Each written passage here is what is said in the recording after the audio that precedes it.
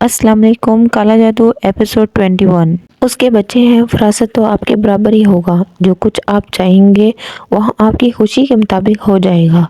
چندوسی سے آ گیا۔ ایک ٹانگے میں بیٹھ کر میں اور سری رام چل پڑے۔ تھوڑی دیر سفر جاری رہا اور پھر ہم ایک علاقے میں آ گئے۔ بڑی سی عمارت بنی ہوئی تھی جس کا طرز تعمیر ہندوانہ تھا۔ سامنے ہی دوسری عمارت تھی جس کے بغلی دروازے پر ہم اتر گئے۔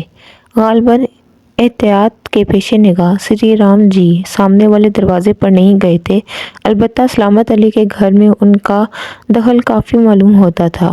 وہ مجھے اس دروازے سے اندر لائے۔ ایک شخص نظر آیا تو انہوں نے کہا، شریف بغلی بیٹھک کھول دو۔ کھلی ہوئی ہے لالا جی، شریف نے کہا اور ہم اس طرف چل پڑے۔ شریف نے آگے بڑھ کر دروازہ کھولا تھا۔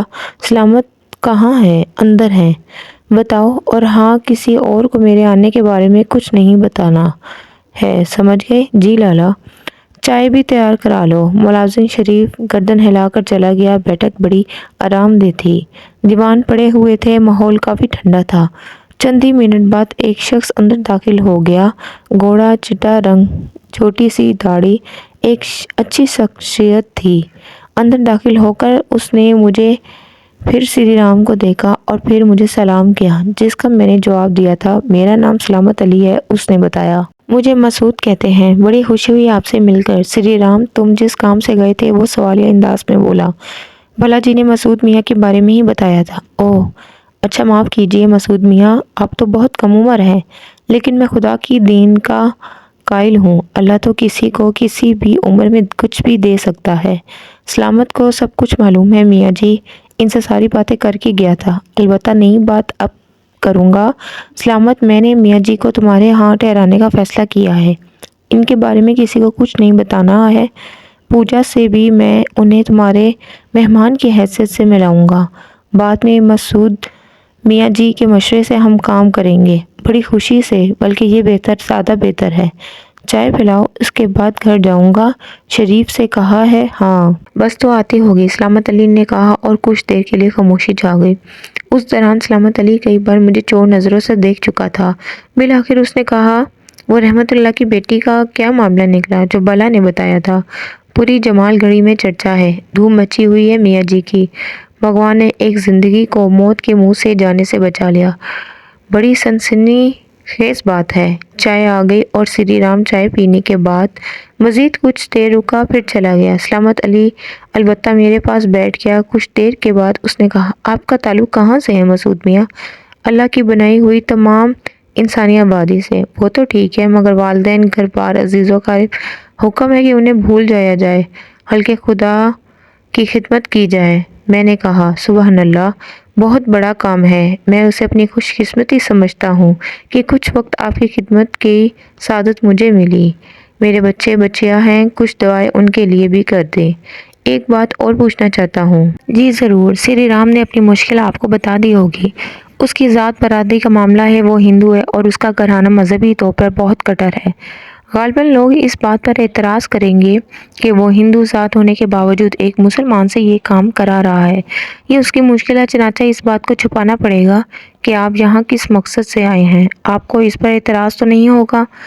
سلامت علی صاحب، اچھا ہے آپ نے یہ بات کہہ دی، مجھے زبان کھولنے کا موقع مل گیا۔ میں یہ بتانا چاہتا ہوں کہ نہ تو میں کوئی عامل ہوں، نہ درویش، نہ فقیر، نہ پہنچا ہوا کوئی انسان۔ ہاں کسی بزرگ ہستی سے انسان کی مشکل میں کام آنے کا حکم ملا ہے اور روحانی رہنمائی کا وعدہ کیا گیا ہے، بس اسی کے سہارے کچھ کر لیتا ہوں۔ مجھ سے کہا گیا ہے کہ انسان اگر مشکل میں ہو تو اس کے دین دھرم پر غور نہ کرو، بلکہ جو کچھ مجھ سے بن پڑے کروں۔ جو داستان میں نے سنی ہے اس کے بارے میں میں نہیں جانتا کہ میں اس کے لیے کیا کر سکتا ہوں۔ اگر رہنمائی ہوئی تو شاید کچھ ہو جائے، ورنہ معذور ہوں۔ مجھے نام و نمود سے کوئی دلچسپی نہیں ہے، اس لیے کسی بھی بات کو منظر عام پر لانا ضروری نہیں ہے۔ اس سے میری بھی بچت ہے۔ اگر کچھ نہ کر سکوں تو خواہ کی شرمندگی نہ اٹھانی پڑے گی۔ آپ میری بات پر حیران نہ ہو سلامت علی صاحب، در حقیقت میں نے جو کچھ عرض کیا ہے وہ سچائی پر مبنی ہے۔ میں کچھ بھی نہیں ہوں، بس کچھ بزرگوں کا فیض ہو گیا ہے۔ دوسروں کی مشکلات حل کرنا چاہتا ہوں، بزرگوں کی رہنمائی میں، اور اگر کچھ کرنے میں کامیاب ہو گیا تو پھر اپنی مشکلات کے لیے کچھ کر سکتا ہوں۔ سلامت علی گہری نگاہوں سے میرا جائزہ لے رہے تھے، پھر انہوں نے کہا، مسعود میاں، معمولی بات نہیں ہے۔ اگر کسی صاحب علم کی سرپرستی بھی حاصل ہو جائے، کسی کو تو بہت کچھ ہو سکتا ہے۔ یہ بات بھی عام لوگوں کی بس کی نہیں ہے۔ اللہ تعالیٰ کسی کسی کو ہی یہ سعادت عطا کرتا ہے۔ در حقیقت سری رام میرے بچپن کا دوست ہے۔ اس کی فطرت جیسی بھی ہے، اس کے خاندانی معاملات جو کچھ بھی ہیں، ہماری دوستی اس سے ہٹ کر ہے۔ ہمیں صرف اپنی دوستی سے غرض ہے اور اسی لیے میں سری رام کی ہر طرح کی بھلائی چاہتا ہوں۔ میرے بچپن میں میرے ذہن میں بس یہ خیال تھا کہ ہو سکتا ہے آپ اس بات سے بددل ہو جائیں کہ جو کچھ آپ کر رہے ہیں اسے چھپا چھپا کر رکھا جا رہا ہے، اس لیے میں نے یہ بات کہہ دی۔ میرے ہونٹوں پر مسکراہٹ پھیل گئی۔ میں نے کہا، سری رام کے پاس اور کچھ ہے یا نہیں، لیکن وہ دوستی کی دولت سے مالا مال ہے۔ انسان اگر ایک بھی مخلص دوست مل جائے تو میں سمجھتا ہوں کہ یہ اس کی حیات کے لیے بہت بڑا سرمایہ ہوتا ہے۔ بہرحال میری جانب سے آپ مطمئن رہیں، جس طرح بھی پسند فرمائے کام کریں۔ میں کھل کر عرض کر چکا ہوں کہ اگر میری رہنمائی ہوئی تو میں سری رام کی مشکل میں اس کا پورا ساتھ دینے کی کوشش کروں گا، اور اگر ناکام رہا تو بس غم کے علاوہ اور کچھ نہیں کر سکوں گا۔ ٹھیک ہے مسعود میاں، یہ تو تقدیر کے معاملات ہوتے ہیں۔ اللہ نے اس بچے کی تقدیر میں جو کچھ بھی لکھا ہے وہی ہو کر رہے گا۔ میں اس سلسلے میں ایک بھی بات آپ کو نہیں بتاؤں گا کیونکہ یہ میرے لیے ایک مشکل مرحلہ ہوگا۔ چند ضروری باتیں اور کرنے کی اجازت چاہتا ہوں۔ آپ مجھے شرمندہ کر رہے ہیں سلامت علی، میں آپ کے بچوں کی امانت ہوں، اجازت نہ مانگا کریں، مجھ سے جو حکم و فرما دیا کریں۔ اپنے اہل خاندان میں نے آپ کو اپنے ایک دوست کے بیٹے کی حیثیت سے متعارف کراؤں گا اور بس ماضی کو گول مول رہنے دوں گا۔ یہ مجھے اس لیے کرنا ہوگا کہ سری رام کی خواہش کے مطابق آپ کو چھپانا ہوگا۔ گھر میں کسی بھی سے کوئی تذکرہ نہیں کروں گا۔ آپ دوستوں ہی کی مانند دوسروں کے ساتھ پیش آئیے۔ میرے بیٹے بیٹیاں ہیں، باقی تو چھوٹے ہیں، لیکن ایک بیٹا فراست تقریباً آپ کی عمر کا ہے، اس سے 2 سال چھوٹی بیٹی فرخندہ ہے۔ فرخندہ بہت شرارت کی مالک ہے، عمر تو اچھی خاصی ہو گئی ہے لیکن اس کی طبیعت میں بچپن ہے۔ میری التجا ہے آپ سے کہ یہاں کسی کی بات کا برا نہ مانیے۔ آپ بزرگ ہیں اور بزرگی صرف عمر کا حصہ نہیں ہوتی بلکہ جسے اللہ کی مدد حاصل ہو جائے وہ بہت بڑا ہوتا ہے۔ تو کہیں یوں نہ ہو کہ میرے بچے کی گستاخی میرے لیے سزا بن جائے۔ میں ہنس پڑا، میں نے کہا، آپ ان باتوں کو اپنے ذہن سے نکال دیجئے۔ بہت بہت شکریہ۔ ظاہر ہے کہ آپ کے دل میں یہ نرمی نہیں ہوگی تو پھر کسی اور کے دل میں کیسے ہوگی۔ میں اجازت چاہتا ہوں، اب ذرا آپ کو متعارف کرا دوں۔ اندر والوں سے تھوڑی دیر کے بعد سب آپ پر نازل ہو جائیں گے۔ سلامت علی چلے گئے اور میں ٹھنڈی سانس لے کر ایک دیوان پر دراز ہو گیا۔ طرح طرح کا ماحول مل رہا تھا مجھے۔ بھانت بھانت کے لوگ میری زندگی میں آ رہے تھے اور ان کا دور دور تک پتہ نہیں تھا، جن کی آغوش میں آنکھ کھلی تھی۔ حسرت کسی بھی طرح دل سے دور نہیں کر سکتا تھا، غالباً یہ انسانی قوت سے باہر کی بات ہے۔ میرے دل میں اگر کوئی تڑپ ہو سکتی تھی تو اپنے ماں باپ کی، بہن بھائیوں کی، اور کوئی نظریہ تو تھا ہی نہیں۔ اب پہلے کبھی گناہ کے راستوں کی جانب قدم بڑھائے تھے لیکن سزا اتنی طویل تھی کہ چاروں طبق روشن ہو گئے تھے، اور اب دل میں کوئی آرزو نہیں تھی سوائے اس کے کہ بس ایک بار وہ اجڑا ہوا گھر پھر سے بس جائے، بس ایک بار وہ سب پھر اکٹھے ہو کر کہکے لگائیں، بس ایک بار اپنے ابو کی انگلی پکڑ کر عید کی نماز پڑھنے جاؤں، بس ایک بار واپس آ کر چھوٹے بہن بھائی کے سلام لوں اور انہیں گلے سے لگاؤں، بس ایک بار ماموں ریاض کی محبت بڑی مسکراہٹیں اور کہہ کے مجھے مل جائے۔ بس اتنی ہی آرزو تھی میرے دل میں، اس سے زیادہ کسی شے کا خواہشمند نہیں تھا، لیکن حکم تھا کہ ہر آرزو کو دل سے نکال دوں۔ پھل چکھ چکا تھا، پھل کھانے کے لیے پھلوں کے انبار پر ٹوٹ نہ پڑوں، ورنہ پھلوں کے انبار میرے سامنے سے ہٹا لیے جائیں گے اور پھر پھل چکھائے جائیں گے۔ اب اس کی قوت نہیں تھی مجھ میں، چنانچہ صبر کرنا تھا، اور یہ صبر بھی میرے لیے امتحان کا ایک حصہ تھا۔ دل کو ڈھارس دی، سہارا دیا، تڑپتے ہوئے دل کو سمجھایا کہ جو کچھ ہو رہا ہے اسے ہی سب کچھ سمجھا جائے، جو نہیں ہو پا رہا اس کی طلب میں بھی آگے قدم بڑھانا منع ہے۔ ذہن کو اداسی کا شکار نہ کیا جائے، سوچنا یہ ہے کہ آگے کیا کیا جائے۔ بوریا چرن اس دوران مکمل طور پر غائب تھا اور یہ ایک خوشگوار احساس تھا جو دل کو بڑی تقویت دیتا تھا۔ ابھی تک تو میرا بدترین دشمن میرے سامنے آ کر مجھے خوفناک ذہنی حادثوں سے دوچار کرتا رہا تھا۔ اب اتنے عرصے سے اس کا سامنا نہیں ہو سکا تھا اور جو کچھ ہوا تھا وہ ایسا تھا کہ اس کے بارے میں سوچا جا سکتا تھا۔ ہو سکتا ہے بوریا چرن کی ناکامیوں کا دور شروع ہو گیا ہو اور اب وہ میرے راستے اس انداز میں نہ روک سکے جس طرح روکتا رہا ہے۔ اگر ایسا ہو جائے تو یقینی طور پر امید بن سکتی ہے۔ زندگی اور موت کا مالک معبود حقیقی ہے، کون جانے کون کب اس دنیا سے اٹھ جائے۔ محبتوں کا تصور تو حیات کے ساتھ ہے، آنکھیں بند ہو گئی تو نہ کوئی طلب رہے گی اور نہ کوئی احساس، بس وہاں تو حساب کا معاملہ سامنے آ جائے گا اور سارے حساب چبھنے لگیں گے۔ ماں اور باپ اگر زندہ رہے اور اللہ کو یہ آرزو پوری کرنا مقصود ہوئی تو وہ سب زندہ رکھے گا، ورنہ جانے والے چلے جائیں گے، روکنے والا بھلا کون؟ نہ جانے کب تک ان احساسات کا شکار رہا۔ دروازے کے باہر آہٹیں سنائی دی اور پھر سلامت علی کی آواز آئی، بھائی آپ لوگ بیٹھک میں داخل ہو کر کیا کریں گے؟ میں مسعود میاں کو خود ہی یہاں بلائے لاتا ہوں۔ مسعود میاں، بھائی مسعود، سو تو نہیں رہے آپ؟ جی نہیں، حاضر ہو رہا ہوں، میں نے کہا اور دروازہ کھول کر باہر نکل آیا۔ باہر بہت سی خواتین اور حضرات موجود تھے۔ ایک معمر خاتون سب سے آگے تھی، ایک شوخ شریر سے چہرے والی نوجوان لڑکی ان کے پیچھے تھی، چھوٹے بڑے اور بھی بہت سے افراد تھے۔ وہ نوجوان بھی نظر آ رہا تھا، اسے ایک نگاہ میں دیکھ کر کہا جا سکتا تھا کہ یہ سلامت علی کا بیٹا فراست ہے۔ سلامت علی صاحب نے کہا، مل لیجئے آپ ان حضرات سے، یہ ہیں مسعود احمد۔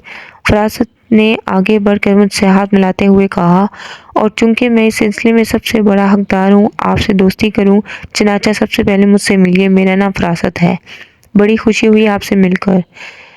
بیٹے آپ کو اس طرح لایا گیا ہے جیسے معاف کرنا چوروں کو لایا جاتا ہے، لیکن ان حضرات کی یہ عادت ہے کہ سب لوگوں کو چونکا دیتے ہیں۔ اب آپ دیکھیے، آپ ان کے دوست کے بیٹے اور آپ کو اس طرح چھپا کر گھر میں لایا گیا تھا جیسے کوئی سونے کی مورتی مندر سے چرا کر لاتا ہے۔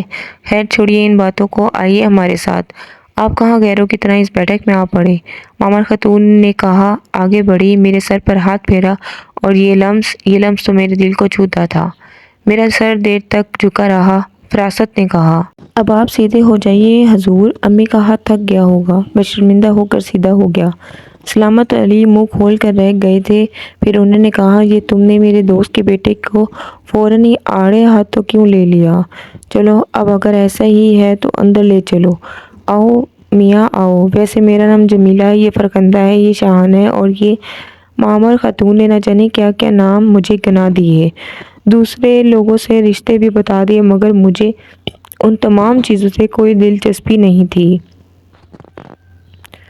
میں ان کے ساتھ اندر داخل ہو گیا۔ مکان بہت کشیدہ اور وسیع تھا، قدیم طرز تعمیر کا ایک حسین نمونہ جس میں اقتدار کی جھلکیاں شامل ہوتی ہے۔ بڑی محبت اور بڑی اپنائیت سے مجھے ایک اور بڑے کمرے میں لایا گیا جو زنانہ نشست کا کمرہ تھا۔ یہاں میری خاطر مدارت کا پورا بندوبست کیا گیا تھا۔ فراست میرے پاس ہی بیٹھا تھا۔ اس نے کہا، یوں لگتا ہے جیسے آپ کوئی مہم جو ہو اور صحراؤں اور پہاڑوں میں آوارہ گردیاں کرتے رہے ہوں۔ حلیہ ہی ایسا بنا رکھا ہے آپ نے، اور یہ داڑھی دعوے سے کہتا ہوں، یہ داڑھی باقاعدہ نہیں بلکہ بے قاعدہ ہے۔ میرا مطلب ہے کہ اسے خصوصی طور پر چہرے کی زینت نہیں بنایا گیا ہے، بلکہ یہ زینت صاحبہ خود بخود منظر عام پر آ گئی ہے۔ چنانچہ قبلہ ابا جان سے پہلی درخواست ہے کہ ان حضرات کو مہم جو سے ایک انسان بنانے کی اجازت مجھے دی جائے۔ دیکھو فراست، جملوں کا استعمال احتیاط کیا کرو، بے تکلفی رفتہ رفتہ اچھی ہوتی ہے۔ کوئی بھی ایسا کام نہ ہوگا کہ مسعود میاں کی مرضی کے خلاف ہو۔ آپ تمام لوگوں کو اس بات ذہن میں رکھیں کہ یہ میرے بہت ہی محترم دوست کے بیٹے ہیں، اور میں ان کی عزت، اپنے دوست کی حمایت کرتا ہوں۔ بے تکلفی ایک مناسب حد تک ٹھیک ہے، اس سے آگے نہ بڑھے، خیال رکھا جائے گا قبلہ ابا جان۔ مگر دیکھیے نا، یہ تو ایک مخلصانہ پیشکش ہے۔ صاحب آپ ہی کچھ فرمائیے، ہماری اس سلسلے میں کیا مدد کی جا سکتی ہے؟ میں نے ہنس پڑا، پھر میں نے کہا، آپ درست کہتے ہیں فراست، در حقیقت مہم جوئی کی زندگی ہی گزاری ہے میں نے، لیکن ایک درخواست ضرور کرتا ہوں، تمام حضرات سے وہ یہ کہ میری مہمات کی تفصیلات نہ پوچھے، کیونکہ میرے لیے اچھا بھائی پتہ ہے آپ زمین میں دفن خزانوں کی تلاش میں نکلے ہوں گے اور ناکام ہو گئے ہوں گے۔ اب انسان اپنی ناکامیوں کو فراست نے کہا اور سلامت علی نے اسے پھر ڈانٹا۔ فراست دانتوں میں زبان دبا کر خاموش ہو گیا۔ میرے لیے ایک کمرے کا بندوبست کیا گیا، فراست نے اپنا ایک لباس مجھے دیتے ہوئے کہا۔ اس خاکسار کا لباس پہننے پر آپ کو کوئی اعتراض تو نہیں ہوگا؟ غسل خانے میں شیپ وغیرہ کا سامان بھی موجود ہے، اور اس کے ساتھ یہ درخواست کرتا ہوں کہ آگے آپ خود سمجھدار ہیں۔ غسل خانے میں لگے آئینے میں میں نے اپنا چہرہ دیکھا اور مجھے خود پہچاننے میں دقت ہوئی، بہرحال مصروف ہو گیا۔ لالا سری رام جیسے بھی ہوں، لیکن سلامت علی کے گھرانے کے بارے میں یہ کہہ سکتا تھا کہ یہ بہترین لوگ تھے، خوش اخلاق، محبت کرنے والے۔ زیادہ وقت نہیں گزرا تھا، مگر یوں لگتا تھا جیسے میں طویل عرصے سے ان کے ساتھ ہوں۔ شیپ وغیرہ بنا لیا، فراست کا لباس میرے بدن پر بالکل درست تھا۔ ایک خوبی ضرور پیدا ہو گئی تھی، وہ یہ کہ دل بولنے لگا تھا۔ یوں لگتا تھا جیسے اندر کوئی آ بیٹھا ہو اور رہنمائی کر رہا ہو۔ جو کچھ کرتا اگر غلط ہوتا تو اندر سے منع کر دیا جاتا، ورنہ خاموشی اختیار کی جاتی۔ کوئی سوال کرتا تو فوراً جواب ملتا تھا، اس وقت بھی خاموشی تھی۔ میں نے خود ہی سے سوال کیا، یہ سب کچھ برا تو نہیں ہے؟ نہیں، کیونکہ اس سے خود نمائی کا احساس قتل ہوتا ہے۔ دوسرے سے مختلف حلیہ بنا کر خود کو منفرد ظاہر کرنے کا شوق پسند عمل نہیں ہے، اس لیے سب ٹھیک ہے۔ میں مطمئن ہو گیا۔ کچھ دیر کے بعد دروازے پر دستک ہوئی۔ دروازہ کھلا تھا۔ فراست اندر داخل ہو گیا۔ اس نے مجھے دیکھا اور دیکھتا رہ گیا، پھر اس کے چہرے پر عجیب سی شگفتگی پھیل گئی۔ اس نے شرارت سے کہا، آپ کون ہیں؟ سمجھا نہیں؟ میں نے کہا، وہ ایک صاحب مسعود نامی بھی یہاں تھے، کہاں گئے؟ فراست صاحب نامی ایک صاحب نے ان کا حلیہ بگاڑ دیا۔ میں نے مسکراتے ہوئے کہا، یار خدا کی قسم، انار کی طرح خوبصورت ہو، قندھاری انار کی طرح، جیسے اوپر سے دیکھ کر اس کے صحیح حسن کا اندازہ نہیں لگایا جا سکتا۔ ذرا آؤ تو میرے ساتھ، آؤ ذرا۔ اب تم مجھے نمائش کے لیے پیش کرو گے؟ ٹکٹ لگاؤں گا تم پر، رقم کماؤں گا، صدائے لگاؤں گا کہ یہ 2 دن میں کیا ماجرا ہو گیا کہ جنگل کا جنگل ہرا ہو گیا۔ چھوڑو فراست، مذاق نہ اڑاؤ، بیٹھو۔ مسٹر پر اسرار، ہم نے یہی نام دیا ہے تمہیں، اور یہ نام تجویز کیا ہے فرخندہ نے۔ اس میں کوئی شک نہیں کہ تم بے حد پر اسرار ہو، ہم سے دوستی نہیں کرو گے؟ ہوئی نہیں ہے دوستی، میں نے کہا۔ خاک، ایک بات نہیں معلوم تمہارے بارے میں، کہاں سے آئے ہو، ابو کے کون سے دوست کے بیٹے ہو، یہ حلیہ کیوں بنا رکھا تھا، وغیرہ وغیرہ، فراست نے کہا۔ فراست، تم سے دوستی کر کے مجھے بے حد خوشی ہوگی، لیکن میرے بارے میں تمہیں سلامت علی صاحب ہی بتائیں گے۔ یہ میری مجبوری ہے، ورنہ انکار نہ کرتا۔ باہر سے فرخندہ کی آواز سنائی دی، بھیا ابو دونوں کو بلا رہے ہیں۔ باہر بھی وہی کیفیت ہوئی تھی۔ خود سلامت علی مجھے دیکھ کر ساکت رہ گئے تھے، مگر کچھ بولے نہیں تھے۔ شام کو 5 بجے فراست پھر ایک سوٹ لے آ گیا۔ چلیے لباس تبدیل کر لیجیے، چلنا ہے۔ کہاں؟ چچا رام سری کے ہاں، شام کی چائے ہے، وہاں ہے۔ یہ لباس رہنے دو فراست، بس اتنا کافی ہے۔ جی نہیں، یہ نہیں مانی جا سکتی۔ فراست نے مجھے دوسرا لباس پہنا کر چھوڑا۔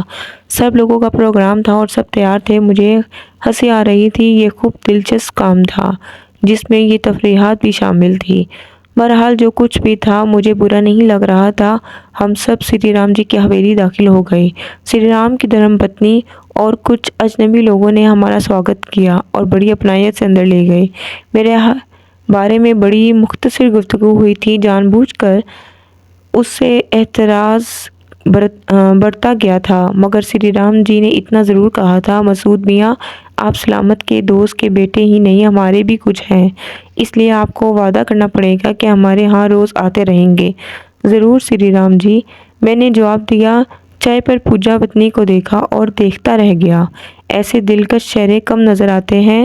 مومی رنگ، گہری دلکش آنکھیں، ستوا ناک، حسین تراش کے ہونٹ، بال گھٹاؤ جیسے امٹتے ہوئے پورا چہرہ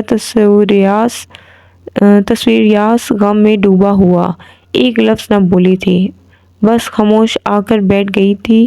یہ پوجا ہے ہماری بیٹی سرلاوتنی، جو سری رام کی دھرم پتنی تھی، بولی۔ میں اس کا چہرہ دیکھتا رہا چائے پر میں نے صرف چند پھل کھائے تھے۔ چائے کے لیے منع کرتے ہوئے میں نے کہا میں چائے یہ ٹھنڈا نہیں پیتا۔ تو پھر یہ بادام لیجیے مہاراج، سری رام فوراً بولے۔ بھلا جی کہ ہاں، انہیں اندازہ ہو گیا تھا کہ میں ان کے برتنوں میں بھی پکی ہوئی کوئی چیز نہیں کھاؤں گا۔ پوجا جی آپ بہت خاموش رہتی ہیں، میں نے کہا اور پوجا چونک کر مجھے دیکھا۔ ہاں کچھ سرلاوطنی بولی۔ کیا بات ہے بھگوان جانے، آپ مجھ سے باتیں کریں پوجا، میں نے کہا اور وہ پھر مجھے دیکھنے لگی، پھر آہستہ سے بولی۔ آپ کچھ خیال کریں مسعود جی، بس بیمار ہو گئی ہوں اور کوئی بات نہیں ہے، اس نے خوبصورت آواز میں کہا۔ آپ آتے جاتے رہیں گے تو یہ آپ سے بے تکلف ہو جائے گی، سری رام بولے۔ ضرور آؤں گا، میں نے کہا اور پھر اتفاق سے میری نظر فراست اور فرخندہ پہ پڑ گئی۔ دونوں مجھے دیکھ رہے تھے اور ان کی آنکھوں میں شرارت کی بجلیاں کود رہی تھی۔ میں جھپ گیا۔ کافی دیر ہم وہاں رکے۔ جب چلے تو سری رام بولے، پھر کب آؤ گے مسعود میاں؟ کل، میں نے جواب دیا۔ گھر واپس آ گئے۔ سلامت علی نے موقع ملتے ہی مجھ سے کہا، آپ نے ان کے ہاں چائے یا ٹھنڈا نہیں پیا؟ معافی چاہتا ہوں، یہ میرے لیے ممکن نہیں۔ یقیناً مجھے بھی خیال نہ رہا، آئندہ خاص احتیاط رکھی جائے گی۔ ویسے میرا خیال تھا کہ شاید سری رام اس بات کا برا منائے، لیکن اس نے فوراً ہی بات سنبھال لی تھی۔ دراصل ہم لوگ تو بچپن کے دوست ہیں اور ہمیشہ ہی ساتھ رہے ہیں، اس لیے اتنی بے تکلفی ہو گئی ہے کہ میں نے کبھی سری رام کے ہاں کھانے پینے میں کوئی احتیاط نہیں برتی اور نہ ہی اس نے کبھی کوئی ایسا خیال کیا۔ حالانکہ وہ لوگ گوشت خور نہیں ہیں، لیکن میرے ہاں کے برتنوں میں کھانے پینے میں اعتراض نہیں کرتے۔ خیر چھوڑو مسعود میاں، تم نے پوجا کو دیکھا؟ جی ہاں، پہلے ایسی نہیں تھی، اس کی فطرت میں شوخی تو خیر پہلے بھی نہیں تھی، لیکن اب بہت زیادہ سنجیدہ ہو گئی ہے۔ ایک عجیب و غریب کیفیت ہے اس کی۔ ہو سکتا ہے تم سے بے تکلف نہ ہو، لیکن کوئی اندازہ لگایا تم نے؟ میں نے مسکرا کر سلامت علی کو دیکھا تو وہ جلدی سے بولے، حقیقت یہ ہے کہ میں بھی اس بچی سے اتنی ہی محبت کرتا ہوں کہ میں اس کے لیے بے حد پریشان رہتا ہوں۔ سری رام ساری باتوں سے الگ بے حد اچھا انسان ہے اور بس یہ سمجھو کہ میرے لیے بھائیوں جیسا ہی ہے۔ ہم لوگ ایک مذہب سے تعلق نہیں رکھتے، لیکن ہمارے دلوں میں ایک دوسرے کے لیے بڑا پیار ہے۔ خیر اللہ جو کرتا ہے بہتر کرتا ہے، خدا کرے اس کی مشکل کا حل دریافت ہو جائے۔ سلامت علی صاحب نے اتنی باتیں کی تو پھر میری زبان بھی کھل گئی۔ میں نے پرخیال انداز میں ان سے کہا، کیا مجھے ایک بار پھر اس تمام صورتحال کے بارے میں بتایا جا سکتا ہے؟ ہاں ہاں، چونکہ بھلا نے بات میرے سامنے ہی کی تھی اور مجھے یہ معلوم ہے کہ تمہیں کس مقصد کے لیے لایا گیا ہے۔ معاف کرنا مسعود میاں، آپ کی بجائے تم پر اتر آیا ہوں، لیکن جس انداز میں تعارف کرایا تمہارا، اس سے تم سے گفتگو کرنا بھی ضروری ہے۔ دوست کے بیٹے سے اب اتنا زیادہ تکلف تو نہیں برتا جا سکتا۔ آپ نے بلا وجہ یہ بات سوچی، آپ مجھے فراست ہی کی طرح مخاطب کیجیے۔ ہاں میاں، اس سے زیادہ انوکھی بات اس سے پہلے کبھی نہیں دیکھی۔ سارے معاملات میں براہ راست شریک رہا ہوں، کیا بتاؤں؟ تفصیل یہ ہے۔ پوری کہانی دہرانے کے بعد بڑی افسردگی سے گویا ہوئے، اب تم خود سوچو مسعود میاں، بیچارے سری رام کی کیا کیفیت ہونی چاہیے؟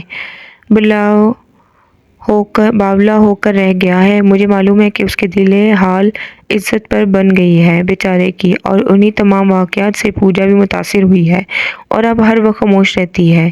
یہ ان چاروں کی طرف بیچاروں کی داستان۔ اب تم ہی کچھ کرو۔ سلامت علی صاحب، میں نے سری رام جی سے سب کچھ عرض کر دیا تھا اور آپ سے بھی کہہ رہا ہوں کہ نہ ولی ہوں نہ درویش، بلکہ ان کے قدموں کی خاک بھی نہیں ہوں۔ بس کبھی کبھی کسی کام میں رہنمائی ہو جاتی ہے اور اس چیز نے ہمت بندھا دی ہے۔ پوجا کے سلسلے میں اوپر سے ملنے والی مدد کا منتظر ہوں، یہ رہنمائی بھی کم تو نہیں ہے۔ درویشوں کا سایہ کسی پر ہوتا ہے، اگر اللہ نے تم پر یہ عنایت کی ہے اور بزرگوں نے تمہیں اس قابل سمجھا ہے تو اس میں بھی کوئی وجہ ہوگی۔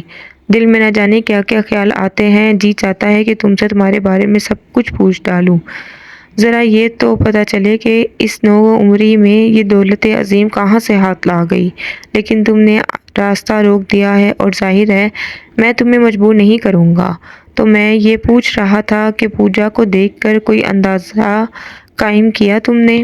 ابھی کچھ نہیں، میں ذرا ان کرداروں کو بھی دیکھ لوں جو یہ تمام چکر چلائے ہوئے ہیں۔ آپ مجھے کالی موری کا راستہ بتائیے، کیا مطلب؟ کیا تم وہاں جاؤ گے؟ جی جانا پڑے گا، میں نے کہا۔ خطرناک جگہ ہے، اس بات کا خیال رکھنا، اور پھر ایک مسلمان کے لیے ویسے تو بہتر سمجھتے ہو۔ میں خاموش ہو کر سوچ میں ڈوب گیا۔ سلام، علی نے کہا۔ اچھا میں چلتا ہوں، ایک بار پھر یہ کہنا چاہتا ہوں کہ کوئی تکلف نہ اٹھانا۔ سلامت علی چلے گئے، لیکن اس کے بعد مجھے سوچنے کا ایک لمحہ بھی نہ ملا۔ فرخندہ اور فراست شاید کہیں چھپے ہوئے تھے، ان کے چلے جانے کا انتظار کر رہے تھے۔ فوراً ہی اندر گھس گئے۔ دونوں نے سنجیدہ چہرے بنائے ہوئے تھے اور تشویش زدہ نظر آ رہے تھے۔ پھر فراست بڑھائی ہوئی آواز میں کہا، خدا آپ کو ہر مشکل وقت سے محفوظ رکھے، اللہ آپ کو بری گھڑی سے بچائے۔ فرخندہ بولی، آپ دونوں خیریت سے ہیں؟ میں نے مسکرا کر پوچھا۔ ہاں، لیکن آپ کی خیریت خداوند کریم سے نیک مطلوب ہے۔ فراست ہونٹ سکوڑ کر بولا، کیا میں خیریت سے نہیں ہوں؟ قطعی نہیں، جو کچھ ہماری ان گناہ گار آنکھوں نے دیکھا ہے وہ باعث تشویش ہے۔